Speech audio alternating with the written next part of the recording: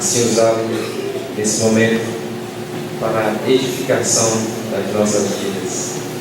Abençoe.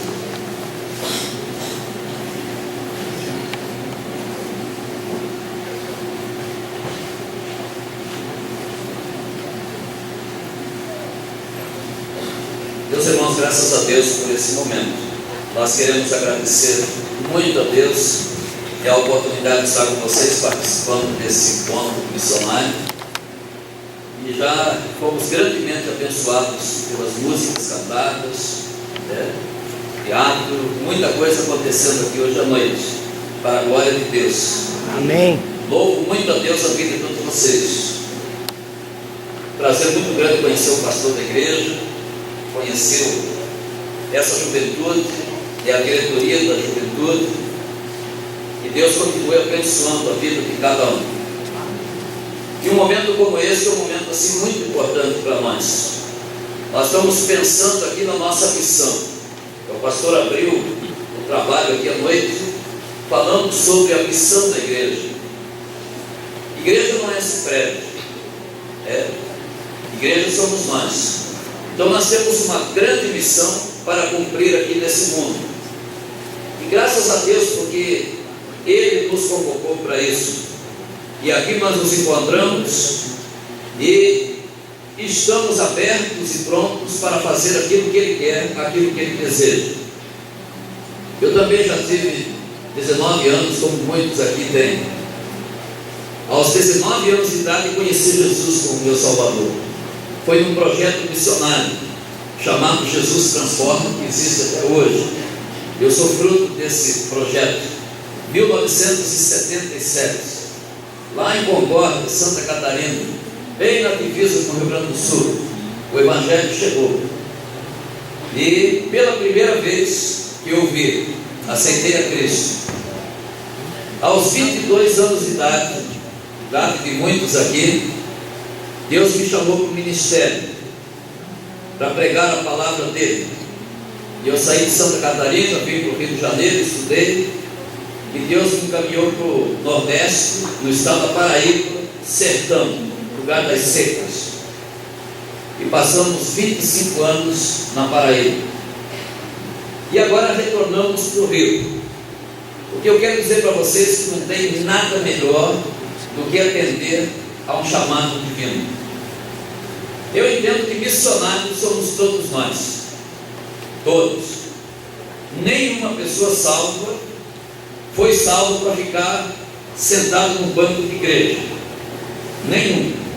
Vocês acham que Jesus teria morrido na cruz para nos salvar, para ficarmos a vida toda sentados num banco de igreja?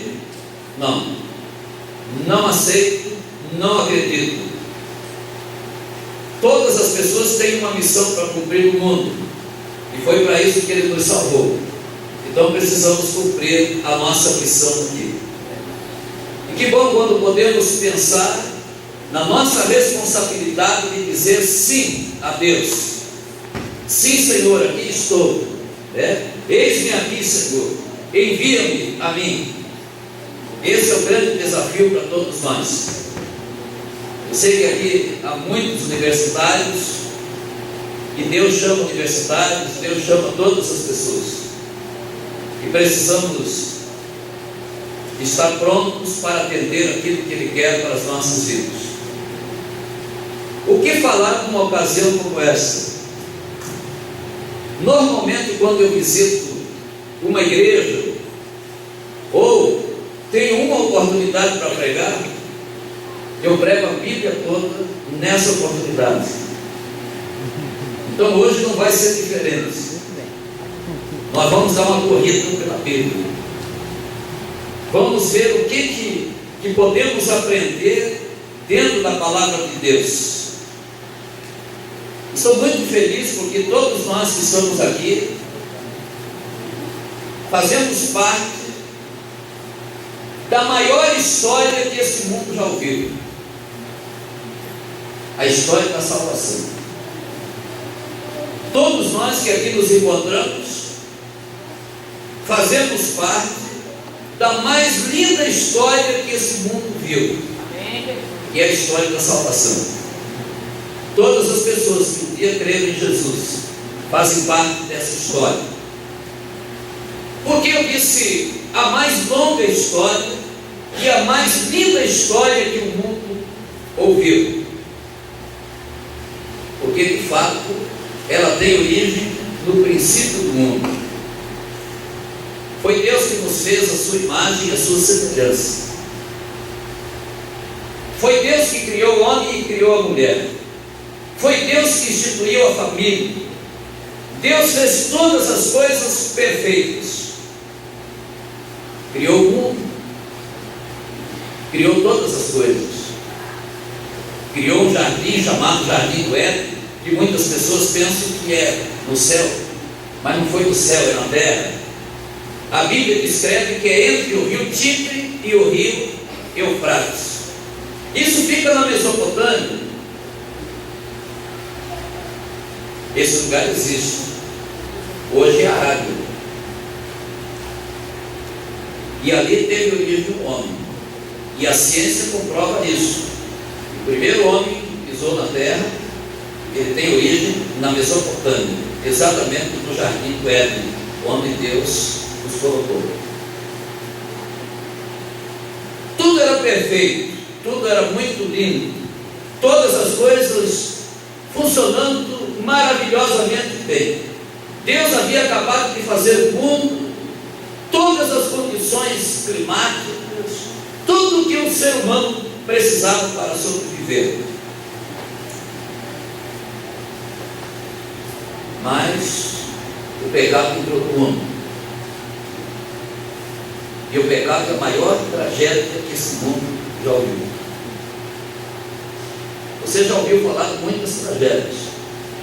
Recentemente, não tão recente, você ouviu falar do tsunami, você tem ouvido falar do terremoto no Haiti, você ouviu falar do terremoto do Japão. São tragédias que têm acontecido. Um tornado essa semana passada nos Estados Unidos. São tragédias. Mas todas essas tragédias são localizadas. Elas afetam um grupo de pessoas. Mas o pecado pegou todo mundo, inclusive eu e você.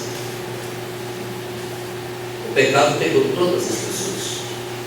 A Bíblia diz: como por um homem entrou o pecado no mundo, e pelo pecado a morte passou por todos os homens. Por isso todos pecaram e separados estão da glória de Deus. Todos, inclusive aqueles que vão nascer ainda, já nascem com pecado. Por isso Jesus teve que morrer na cruz por nós. E quando o pecado chegou a esse mundo, Deus tomou uma decisão de resolver esse problema. Então a missão de Deus foi resolver o problema do pecado. A missão de Deus, salvar o ser humano. Mas Ele não quis fazer isso sozinho. Ele convidou pessoas. Por isso em Gênesis capítulo 12, nós encontramos indo a Mesopotâmia, exatamente onde era o Jardim do Éden. E ali vivia uma família. Estava Abraão e Sarai, ele com 75 anos de idade, ela com 65. Ela era estéril, por isso não tinha filhos. E pela idade também não teriam mais condições de tê-los. E Deus disse: Abraão, sai da tua terra, da tua parentela, e você vai para a terra que eu te mostrarei, e eu farei de ti uma grande nação. E através da tua família eu abençoarei todas as famílias da terra. Deus nunca trabalhou sozinho. Ele planejou a salvação, Ele começou a executar a salvação, Ele tem todo o poder nas suas mãos, mas Ele não quis trabalhar sozinho. Ele quis trabalhar em parceria com o ser humano. E aí nós vamos entender por que essa parceria que Ele tem até hoje com o ser humano. Ele convidou Abraão e Sara para que pudessem fazer parte desse plano. E aí então os anos foram se passando, Eles não tinham condições de ter filhos, mas Deus tinha prometido através deles fazer uma grande nação. Gênesis capítulo 15, 13 anos depois, o Senhor Abraão já estava com 80 anos de idade, 88 anos de idade, e Sara com 78 anos de idade, ainda não tinham filhos, 13 anos depois, e eles estavam uma certa desilusão, porque Deus havia prometido que eles seriam pais de uma grande nação, e eles não tinham filhos. E aí estavam na tenda, naquele tempo era uma barraca de lona, né? E eles estavam questionando isso, as promessas de Deus. Deus prometeu, por que ainda não cumpriu? E quando eles estavam pensando sobre isso, Deus mandou um anjo, que entrou na tenda, e o anjo disse: bem-aventurado és tu, Abraão. E ele disse: como o Senhor me chama de bem-aventurado, se até hoje eu não tenho filhos, e o herdeiro da minha propriedade, da minha fazenda, vai ser o Damasceno Eliezer? E o anjo disse: não, Senhor, Deus me mandou aqui para dizer a você que a promessa está de pé. Vocês serão pais de uma grande nação, e através de vocês todas as famílias da terra serão abençoadas. E só 12 anos depois nasceu Isaac. Depois de Isaac vem Jacó e Esaú, os dois filhos que ele teve. Vocês sabem da trama de Jacó com a mãe Raquel, né? Passaram a perna no irmão, e aí ele troca de um prato de guisado, comprou a primogenitura. História bonita que está escrita lá. Por isso, meus amigos, irmãos em Cristo, a Bíblia só tem uma história, que é essa história que eu acabei de dizer, a história da salvação. E aí nós vemos desenvolvendo esse trabalho, como que Deus trabalhou. E aí Jacó depois teve que fugir, foi para o deserto, esteve com sua família. Depois de alguns anos ele volta, e aí teve uma grande luta com Deus no Vale de Jacó. E ali ele estava lutando com o Senhor, e o anjo lhe tocou e disse: olha, daqui para frente, o seu nome não será mais Jacó, o seu nome será Israel. E trocou o nome de Jacó, e ele passou a ser chamado Israel.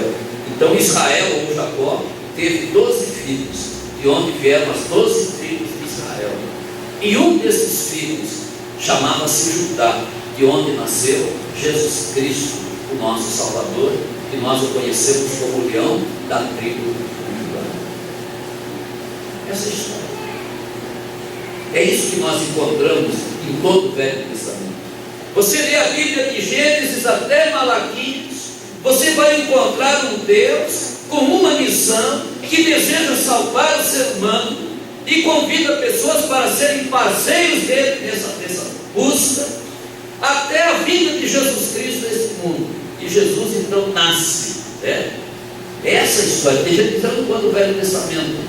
O Velho Testamento não tem muitas histórias, tem uma história, que é a minha história e a sua história, porque nós também fazemos parte dessa história da salvação. Que coisa maravilhosa. Então Jesus começa, ele chega já ao início dos evangelhos. Para você ter uma ideia, porque eu disse que a mais longa história é porque só de Gênesis capítulo 12, quando ele chamou Abraão para ser o seu parceiro, até o nascimento de Cristo, são 2000 anos. Você pensa que é fácil? Deus trabalhar 2000 anos para que Jesus Cristo pudesse vir ao mundo. Quando a gente diz que a salvação tem um preço muito alto, é porque tem Deus, porque Deus trabalhou muito. Ele teve que formar um povo, ele teve que preparar aquele povo, para que através daquele povo Jesus Cristo pudesse vir ao mundo para ser o nosso Salvador, o nosso Senhor. E Jesus então começa o seu ministério aos 30 anos de idade, rodeado de muita gente, tudo era novo. Eis que é chegado o reino dos céus. O reino de Deus havia chegado. e ele começou a pregar a boa nova de salvação. Exatamente a mesma missão de Deus é a missão de Jesus, de trazer ao mundo a salvação. E agora ele está dizendo da necessidade que as pessoas tinham de se arrepender dos seus pecados e crer nele como o único caminho, a verdade e a vida, dizendo que ninguém pode ir ao Pai senão através dele.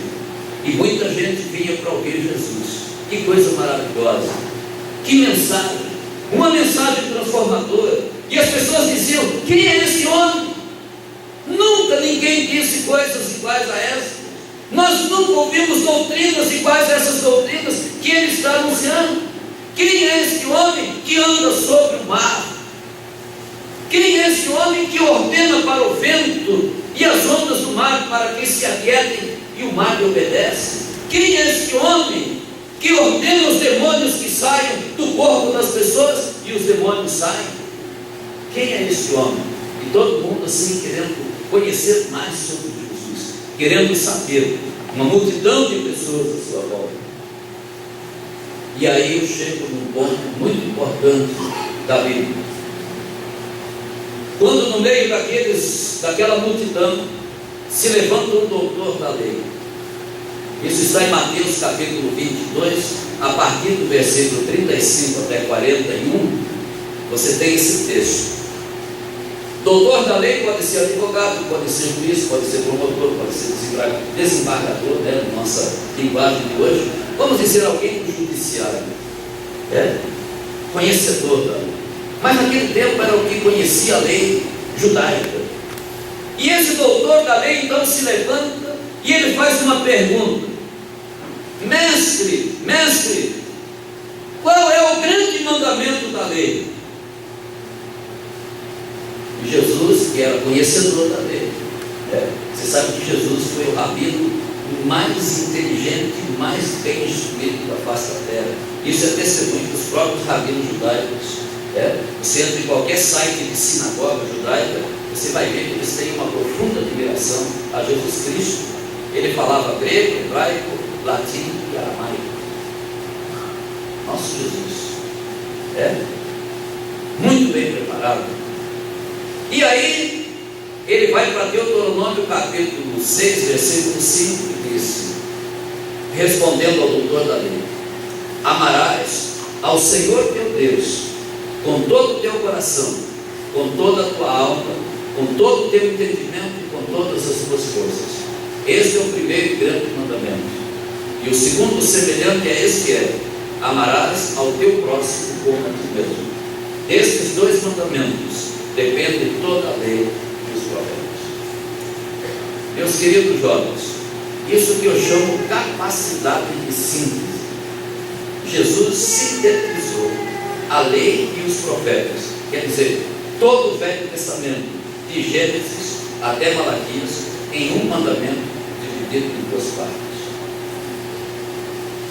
Entendeu? Todo o Velho Testamento foi sintetizado nisso: amar a Deus de todo o coração, com toda a alma, com todo o entendimento e com todas as forças, e ao próximo como a si mesmo. E ele ainda diz mais: quem fizer isso cumpre a lei e os profetas. Que coisa maravilhosa, que bênção poder pensar assim. Mas talvez você dissesse aqui nessa noite: mas o que é amar a Deus de todo o coração, toda a alma, todo o entendimento e todas as forças? Eu diria assim, que amar a Deus com todo o seu ser.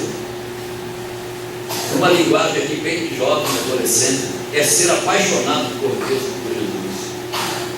É isso que Ele quer de nós. Meus queridos irmãos e irmãs, não adianta religião, não adianta igreja, não adianta escola bíblica dominical, se nós não formos apaixonados por Deus e por Jesus Cristo.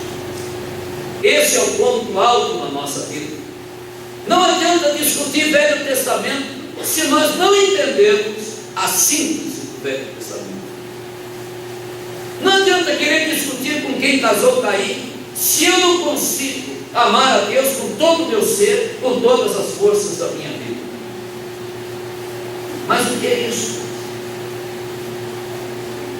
é considerar Deus a pessoa mais importante da sua vida.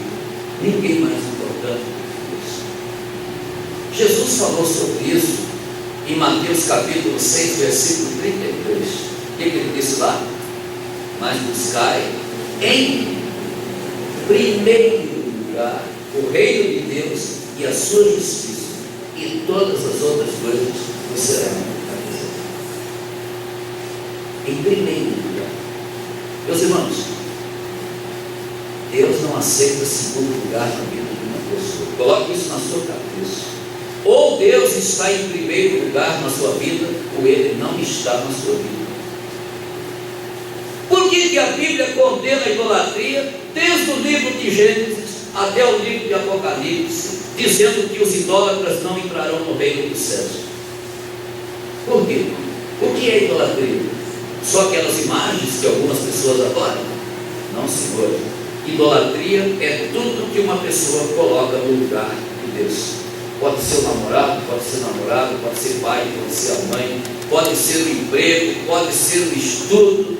Tudo que uma pessoa coloca em primeiro lugar na sua vida é idolatria. E nenhum idólatra entrará no reino dos céus. Sabe por quê? Porque Deus quer prioridade na nossa vida.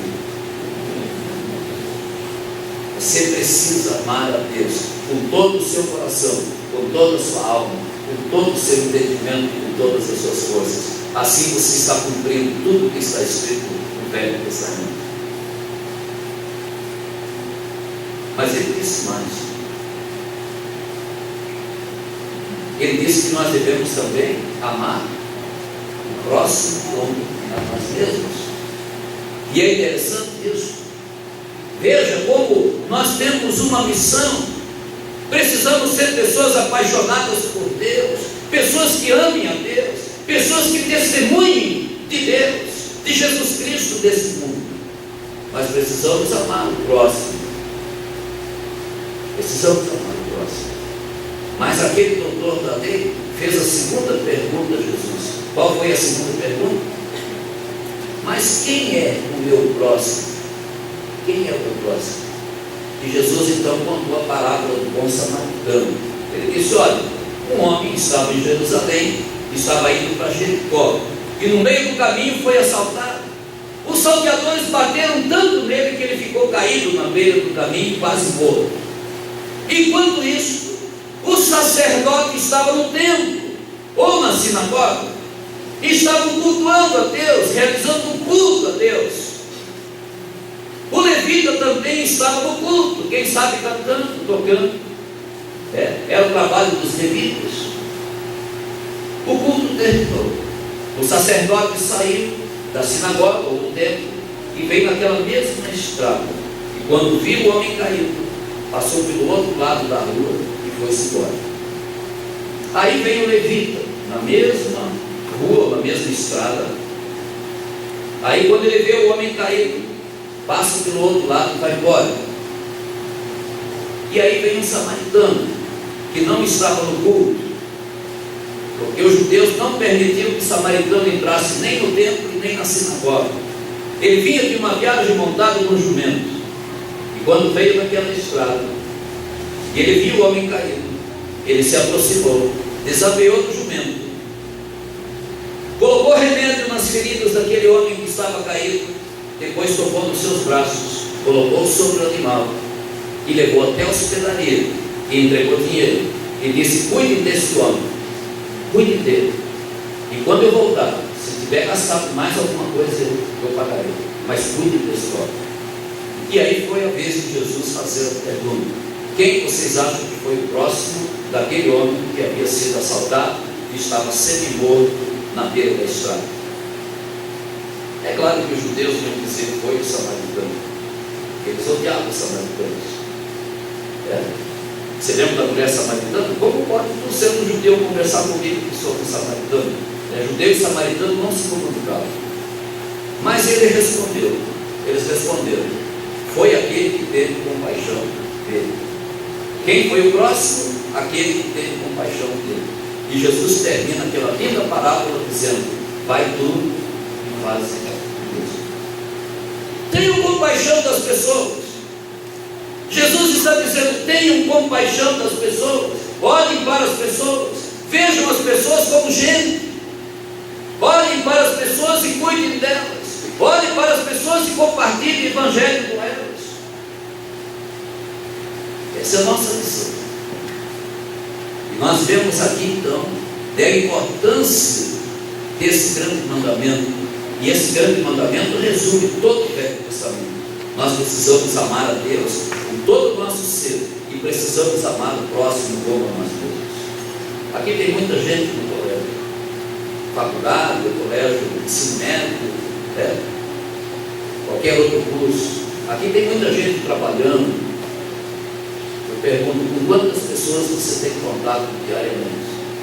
Quantas pessoas estudam na mesma sala de aula que você estuda? Eu pergunto: você ama aquelas pessoas que estão diante de você?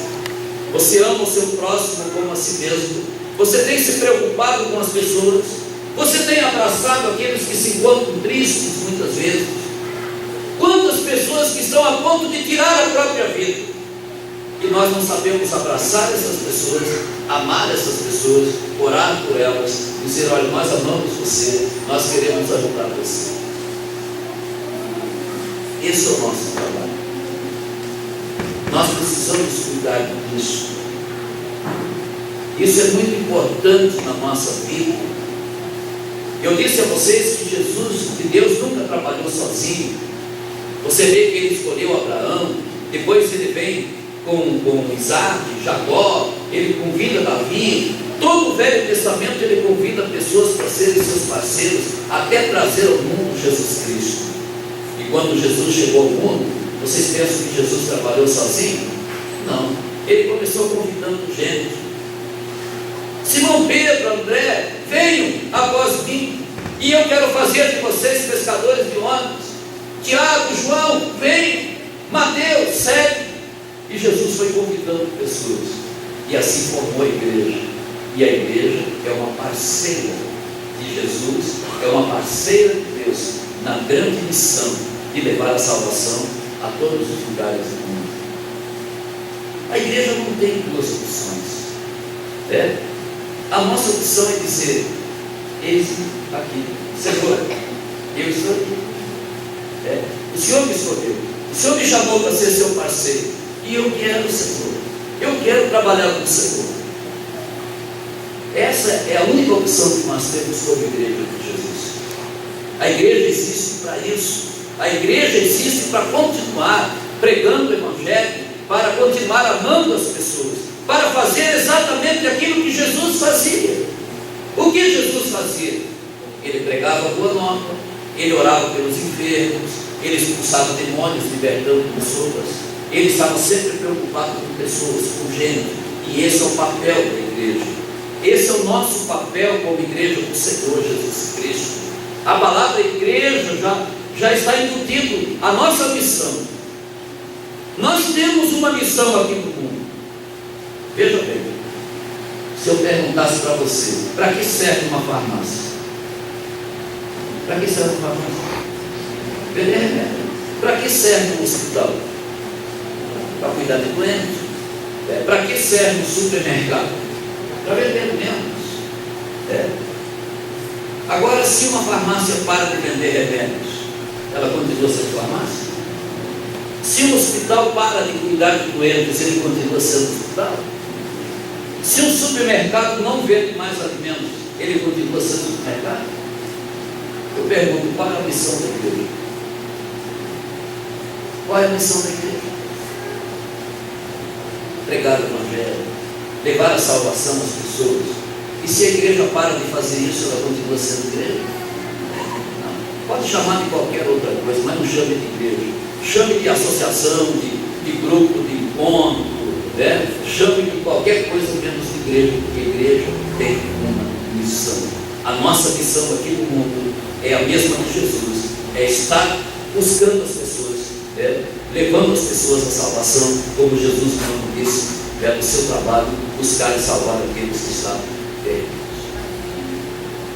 Isso que é Bíblia. É essa a mensagem da Bíblia. Aí você poderia dizer: mas pastor, se o grande mandamento é a síntese do Velho Testamento, é o resumo do Velho Testamento. Onde estaria o resumo do Novo Testamento? O que vem na cabeça de vocês? João 3,16. João 3,16, já disseram ali, João 3,16. Será isso mesmo? Qual foi a razão da vinda de Jesus Cristo nesse mundo? O que ele veio fazer? Eu vou dar uma pista para vocês. Só existem duas coisas grandes na Bíblia. Uma é o grande mandamento e a outra, Grande sacrifício. a grande, então o que eu quero dizer? A grande comissão. Só existem duas coisas grandes. O que está escrito na grande comissão? Ali está o resumo. Aí está a razão de Cristo ter vindo ao mundo, e aí está a única ordem que ele deu à igreja. Mateus capítulo 28, versos 18 a 20, diz o seguinte: Jesus falando: toda a autoridade me foi dada no céu e na terra. Portanto, ide e fazei discípulos de todas as nações, batizando-os em nome do Pai e do Filho e do Espírito Santo, ensinando-os a observar todas as coisas que eu vos tenho ordenado.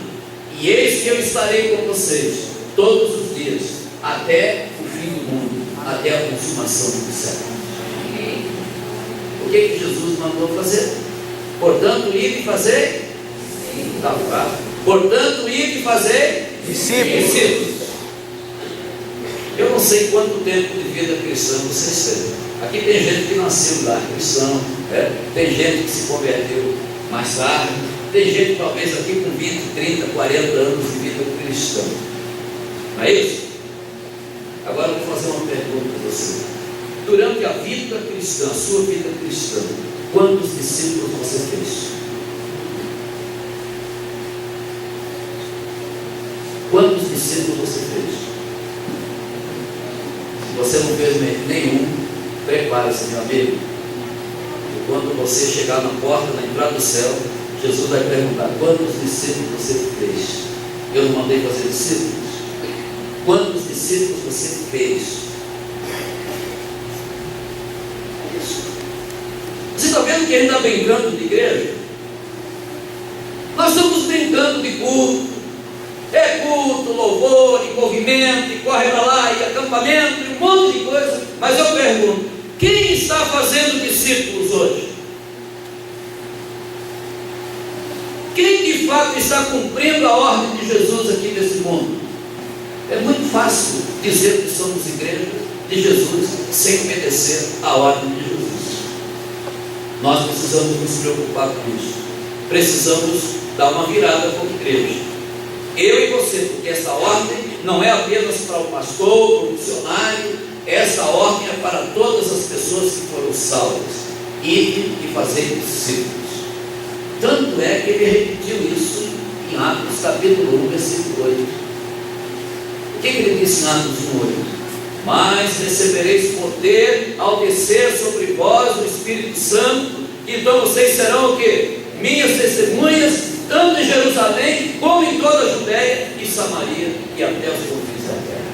O nosso papel é chegar até o fim do mundo. Algumas pessoas vão fazer discípulos na sua Jerusalém, mas outros vão ser chamados para a Judéia, para a Samaria e para os confins da terra. Agora, todos nós só temos uma missão: fazer discípulos. Não podemos continuar brincando de religião, brincando de ler Bíblia. Eu li a Bíblia não sei quantas vezes. Conheço gente que já leu a Bíblia 200 vezes, mas não fez um discípulo. Quer dizer, não obedeceu o que Jesus está dizendo. Adianta ler a Bíblia e não obedecer o que está escrito na Bíblia? Nós precisamos mudar a nossa atitude, e como igreja do Senhor Jesus Cristo, meus queridos jovens que aqui se encontram, nós precisamos dar uma virada nisso, porque a única estratégia que vai nos fazer alcançar o mundo é o discipulado. Cada crente fazer discípulo, pelo menos um discípulo por ano. Esse é o grande desafio de Deus para as nossas vidas nesse tempo. Você seria capaz de dizer: Senhor, eis-me aqui, envia-me a mim. Senhor, eu quero fazer discípulo, eu quero fazer isso, eu quero cumprir a minha missão aqui nesse mundo, porque esta é de fato a nossa missão, e isso resume tudo que está escrito no Novo Testamento. Não adianta discutir Novo Testamento se nós não estamos fazendo discípulos. Se guarda ou não guarda sábado, se faz isso ou não faz, se corta ou não corta cabelo. O pessoal vive discutindo essas coisinhas, mas não está fazendo discípulo. Nós precisamos priorizar aquilo que de fato é prioridade para Deus. Se nós queremos cumprir a nossa missão como igreja aqui nesse mundo, nós precisamos nos empenhar em trabalhar com pessoas, cada um de nós. Como se faz discípulo? Orando pelas pessoas primeiro. Eu tenho que orar a Deus pelas pessoas. Quando eu começo a orar, orando pelas pessoas, Deus vai me dar a oportunidade para testemunhar de Jesus para a pessoa. A pessoa ouve o Evangelho, aí ela diz: eu quero também ser um discípulo de Jesus. E aí eu vou ensinar tudo aquilo que eu sei para essa pessoa. Eu vou ensinar. Meus irmãos, de púlpito não se faz discípulo. De púlpito se alimenta a igreja, mas discípulo se faz um a um.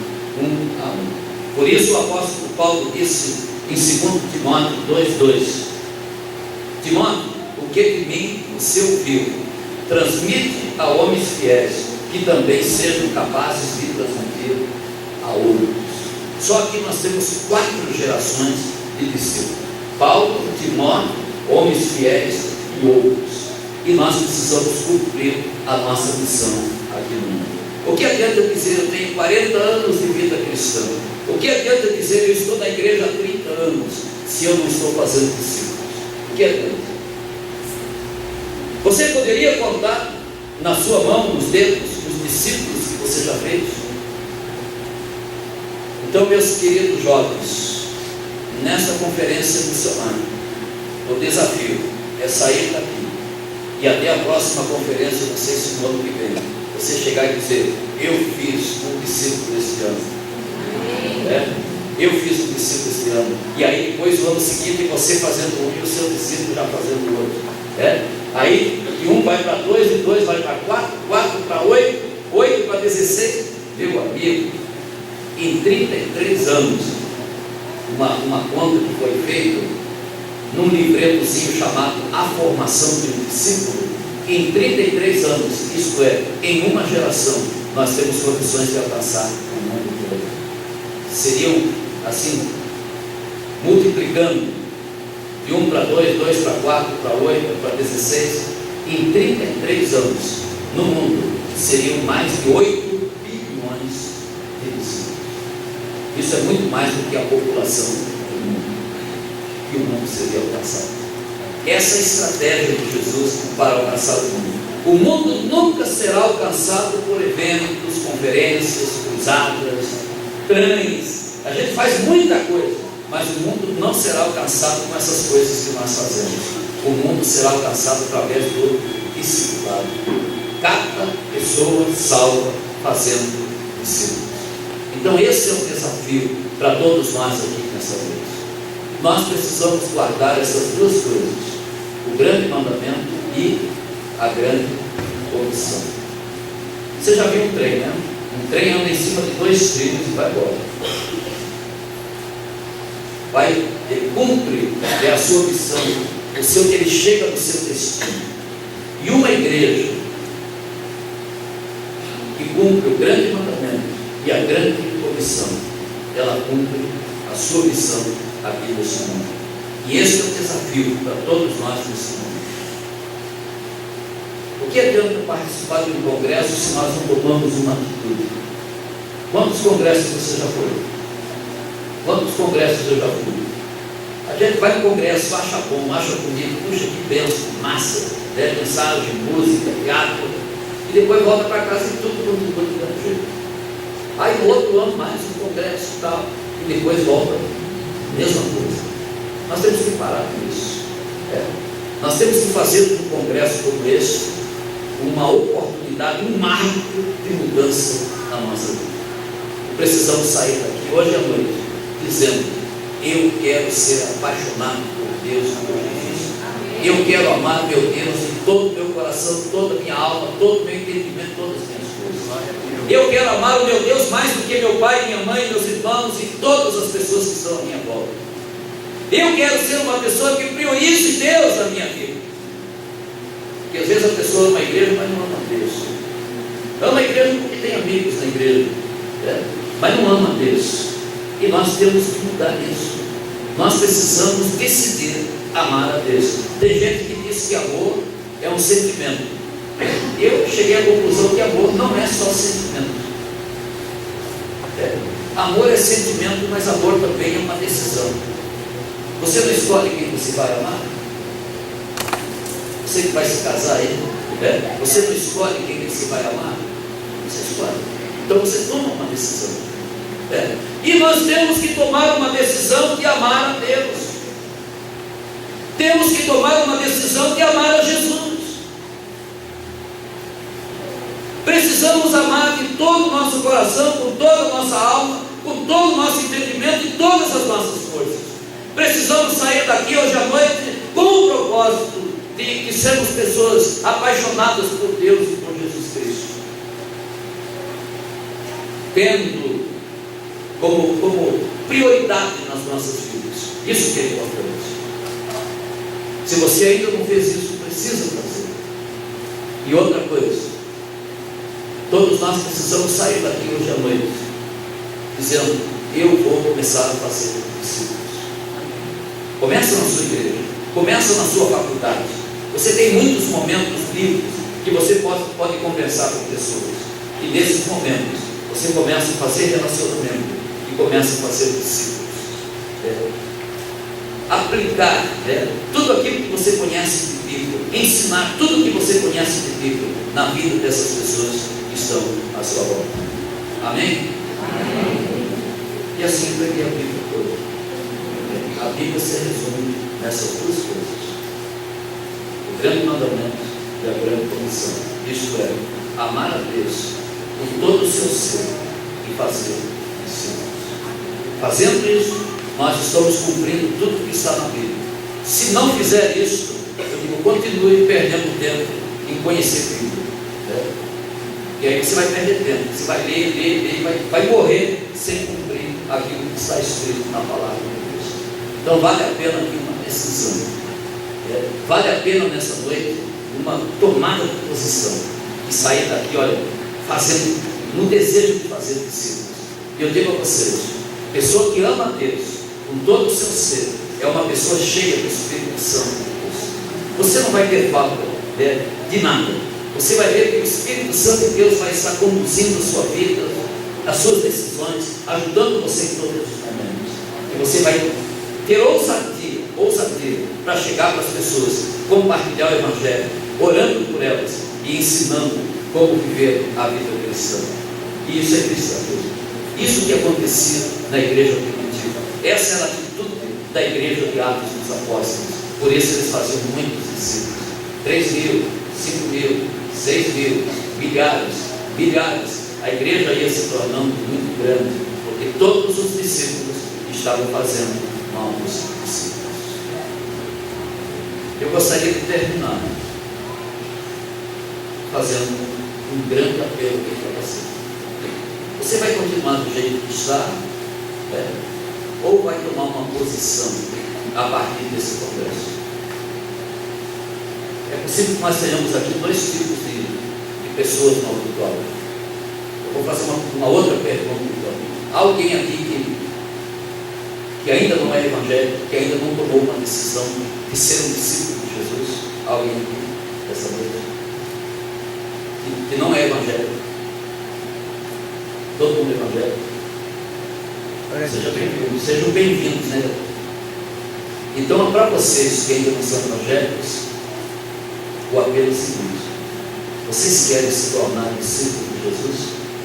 Eu não vou dizer membro de igreja, não resolve nada. Porque às vezes a pessoa se torna, eu vou mudar de religião, eu vou ser membro da igreja tal. Se não se tornar um discípulo de Jesus, não vai mudar absolutamente nada. Então eu pergunto a vocês: vocês querem hoje à noite atender um convite de Jesus? para serem seus discípulos.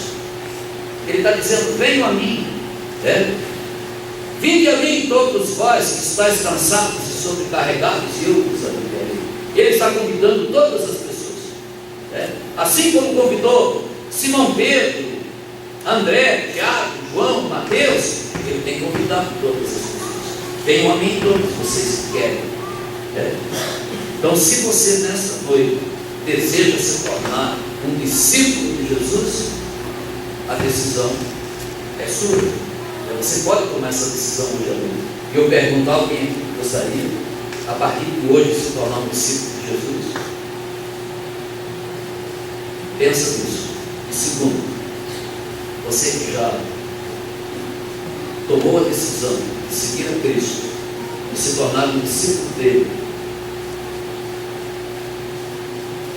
o apelo dessa noite é o seguinte: você quer, a partir de hoje, colocar em prática o grande mandamento e a grande condição, isto é, ser uma pessoa que priorize Deus na sua vida e fazer discípulos a partir de hoje? Você quer fazer isso? Eu não quero que você tome uma decisão só por tomar, mas se você quer nessa noite entender a mensagem da palavra de Deus, que você precisa ser uma pessoa apaixonada por Deus e por Jesus, e que você precisa, a partir de hoje, começar a fazer discípulos. Se você entende dessa forma, eu gostaria de pedir você que ficasse em pé, e nós vamos orar por você. Se você quer continuar somente de igreja esquentando o banco, aí você não vai ficar em pé. Mas se você quer fazer discípulo, você pode dizer: mas eu não tenho como fazer, eu não sei como fazer. Mas se você tem o desejo, Deus vai te capacitar para você fazer discípulo a partir de hoje.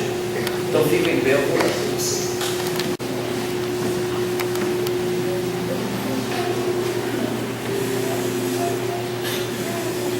Nós vamos alcançar o mundo. Amém. Se todos nós estivermos fazendo discípulos, nós vamos alcançar o mundo. E é isso que Deus quer. É isso que Jesus quer de cada um de nós. Nós te agradecemos, ó Deus, por esta noite. Te agradecemos, ó Pai, por esses momentos de reflexão na Tua Palavra. E pedimos, ó Deus, que o Senhor nos ajude, a partir de hoje, estar envolvidos com uma coisa: fazer discípulos. Eis-nos aqui, Senhor, e nos envie para fazer discípulos na nossa Jerusalém, Judéia, Samaria, chegando até os confins da terra. Nós pedimos o nome de Jesus. Amém e amém.